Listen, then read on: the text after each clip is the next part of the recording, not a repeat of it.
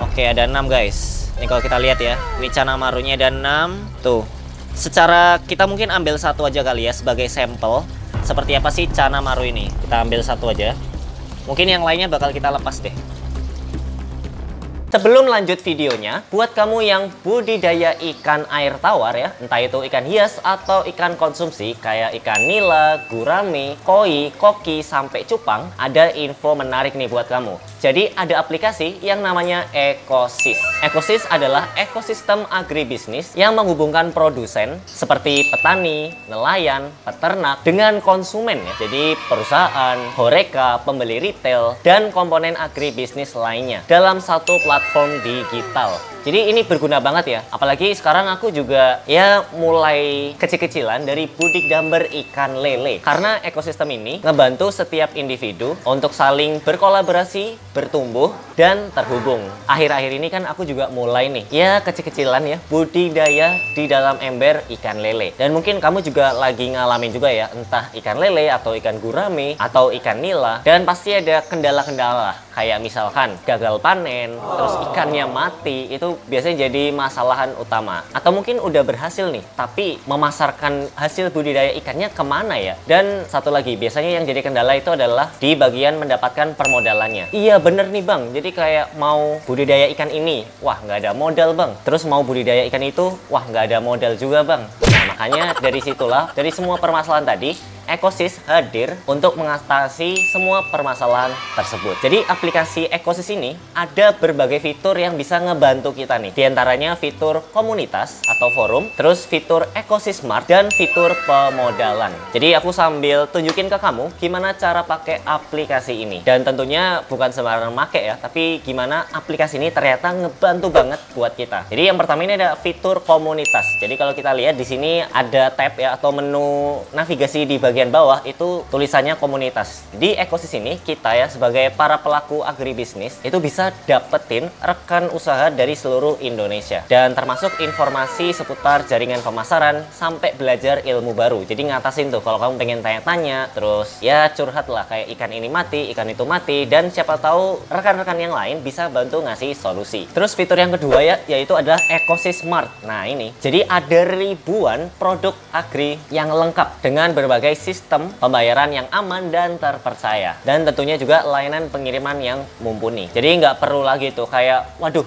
ntar ditipu bang, waduh ntar dikadalin gitu kan. Jangan khawatir ya, ini sistem udah aman banget karena di Ecosys Smart ini ada fitur rekening bersama ya, ini kamu bisa cek sendiri yang menjamin transaksi aman dengan garansi uang kembali jika produk tidak diterima. Ya kalau kamu lihat di sini ada di aplikasinya itu di kategori terpopuler ya, selain tanaman hias, benih, dan bibit unggas, ada lagi kategori ikan hias. Jadi buat kamu yang budidayanya spesifik di ikan hias itu bisa banget ya. Nih kalau kita lihat ada ya ribuan produk di sini dan sebenarnya masih banyak lagi. Tapi kalau kamu spesifik di ikan hias, di sini benar-benar difasilitasi. Dan terakhir nih fitur yang ketiga yaitu fitur pemodalan. Nah ini pas banget ya, yang kita tuh ngerasa aduh nggak ada modal ya, nggak ada duit buat ngemulai ini semua. Dan tenang aja, Ecosys hadir. Jadi Ecosys ini bakal ngebantu kamu ngasih akses dengan berbagai pilihan pemodalan yang udah terdaftar dan tentunya diawasi oleh OJK. Jadi bisa bantu untuk mengembangkan usaha. Jadi nggak perlu khawatir lagi tuh masalah modal-modalan. Jadi tunggu apa lagi ya?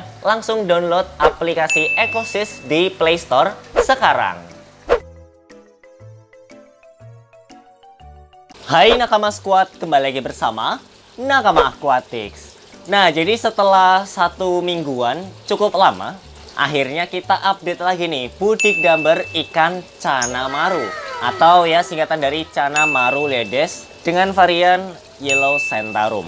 Pertama dulu kita memang kayak langsung ngelanjutin nih dari yang awalnya budidaya bekas ikan lele, langsung aku pindahin ke budidaya ikan cana maru. Dan setelah aku testing ini ada berapa ya, semingguan tadi seperti yang aku bilang, itu sepertinya baik-baik aja ya, mulai dari tanamannya. Ini jujur aja, waktu itu sempat agak-agak layu gini ya, karena memang ternyata airnya bocor guys, dimana kerannya itu nggak sengaja kebuka kan, sehingga airnya keluar semua dan kering gitu, tinggal sedikit. Nah untungnya si cana maru ini, karena dia bisa dibilang ikan yang tahan ya, sehingga cukup kuat. Jadi ketika kejadiannya semalam dan besok paginya waktu aku ngecek, itu langsung aku isi lagi, sehingga secara pertolongan masih bisa terselamatkan.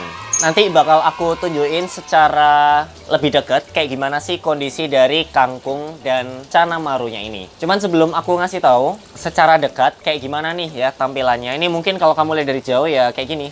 Kangkungnya mulai tumbuh dan ini pun sebenarnya ada yang dipotong-potongin ya, karena memang untuk kebutuhan panen gitu.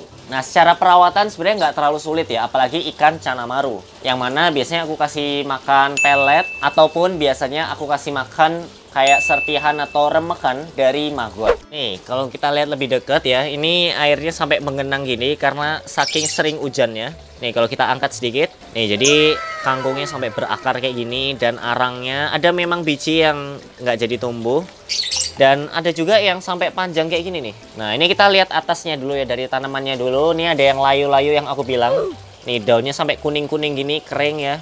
Ini agak-agak gosong. Tapi ada juga yang lebat kayak gini nih. Ini bagus nih. Sampai pucuk ya. Pucuk-pucuk gitu. Nah, ini satu apa ya? Satu gelas ini malah nggak ada apa-apa sama sekali. Nah, terus kita lihat ini ada akar yang menongol sampai kayak gini nih. Ini saking lebatnya mungkin ya. Nah, ini ada juga yang kayak nggak ada daunnya. Nah, terus mungkin langsung aja kita bakal buka ya dan lihat bagaimana keadaan di dalam, guys. Ini mungkin yang bikin kamu paling penasaran gitu ya. Kayak gimana nih kondisinya. Karena kayaknya agak sulit, jadi mungkin aku harus lepas kamera dulu dan bakal aku tunjukin lagi kalau udah aku buka tutupnya. Ya, jadi ini udah aku buka tutupnya. Dan ini memang agak gelap juga karena ya selain campuran daun ketapang dan mungkin ada kotoran-kotoran juga. Jadi agak sulit untuk mencari si cana maru. Oke, kita coba mencari-cari dengan tangan. Kayaknya pada di dalam sih, guys. Oh, ada. Tadi aku nemu ada beberapa gerakan ya. Sempat bersentuhan juga, tapi mungkin kita harus pakai jaring, guys, untuk mengecek seperti apa isinya. A few moments later. Ya, di sini aku ada jaring ya, seadanya lah ya.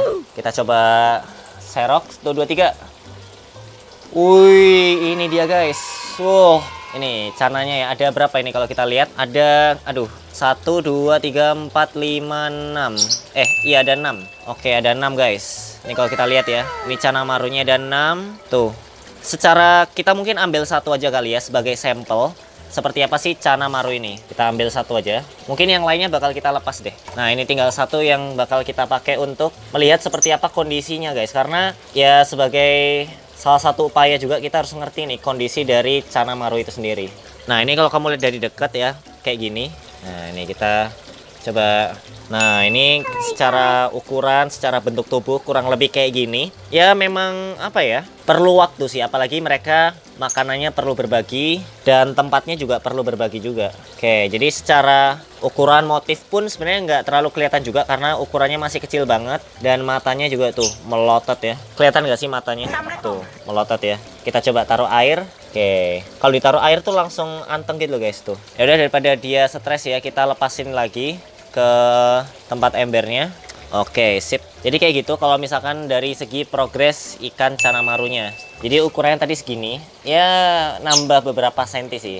Berbeda dengan yang sebelumnya ya, yang cana barca itu tumbuhnya cepat karena udah sebulan juga dan aku bener-bener push makan. Kalau ini aku biasanya sekali sehari sih, jadi ya namanya juga cana gitu ya. Biasanya aku variasiin pelet, maggot, ataupun udang-udang yang kayak serpihan-serpihan gitu guys. Karena mereka masih kecil juga.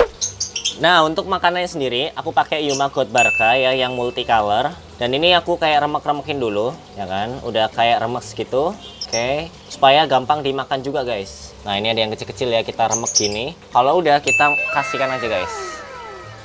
Nah, biasanya sih langsung dimakan ya. Si cana-cana itu udah pada ngerti. Cuman karena ini dibuka ya, jadi mungkin mereka agak kaget. Apalagi sempet diserok tadi. Jadi mungkin malam baru dimakan. Cuman paginya pasti habis guys ini ya makanannya. Karena ya makanan kan, makanan. Malam itu pasti nggak dijumpai manusia.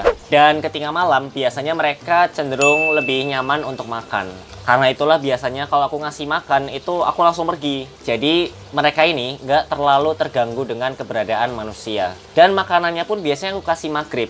Kalau misalkan sore, biasanya di sekitar sini ada yang kayak siram-siram gitu kan. Nah, kalau siram-siram takutnya mereka kaget gitu kan, sehingga nggak jadi makan. Nah, itu tuh, kelihatan nggak tadi? Ada gerakan air Ya biasanya kalau ada manusia gini makannya satu-satu. Tapi kalau misalkan maghrib ya kan udah malam-malam gelap-gelap gitu, biasanya mereka bakal lahap kok. Dan memang sangat disayangkan kita nggak bisa ngelihat secara langsung ketika makan ya. Kecuali kalau lele mungkin masih bisa ya, kita langsung ngelihat secara, apalagi mereka bergerombol makannya pelet bola. Dan mereka pun rakus. Beda sama cana, ini mungkin rakus sih rakus, tapi kadang kagetan gitu. Apalagi ini di tempat seperti ini, mereka terbiasa nggak ketemu siapa-siapa ya.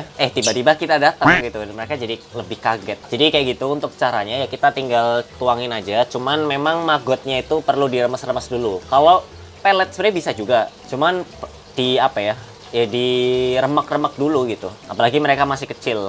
Yaudah daripada ganggu juga, kita bakal balikin lagi si tutupnya itu. Ya, si tutup apa namanya? Lelenya ini, budik gambar ya. Nah, kita balikin lagi ke sini guys. Oke. Jadi ini memang sekalian tutup untuk cana juga, karena cana itu kan suka loncat ya, makanya perlu tutup. Dan untungnya tutupnya itu ada kayak apa sih, kawat-kawat gitu ya, sehingga ikan cana pun yang mau masuk sela-selanya itu nggak bisa. Dan ini gelas pun harus selalu terisi semua ya, jangan sampai meskipun ini udah mati nih, kalau kita lihat ya udah layu gini, tapi jangan disingkirin juga gini, jangan. Ini malah jadi bolong nanti kan, mereka bisa lompat gitu kan. Yang penting diisi dulu aja.